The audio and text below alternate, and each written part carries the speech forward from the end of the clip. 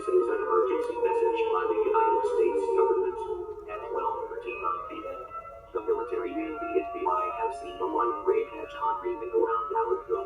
This hedgehog has the following characteristics. He is a male hedgehog. He wears gloves with the power of force, and wear boots to make him fly. And it has poisonous ray wheels on the back of his head. And this hedgehog is now believed to be Sliver the Hedgehog from the game Sonic Generations Wars, but he is now named Sliver. This hedgehog is very dangerous and has the power of picking anything with his mind and teleport anywhere to target any target, throw anything to cause major damage. This is a true dangerous event. All spectators are advised is to not go near Sliver as he is very dangerous.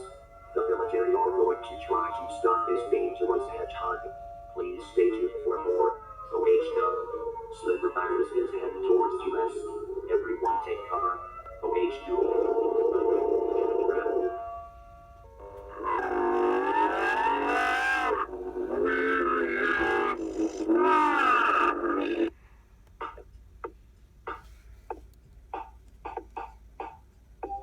Hey everyone, thanks for watching my EAS scenario.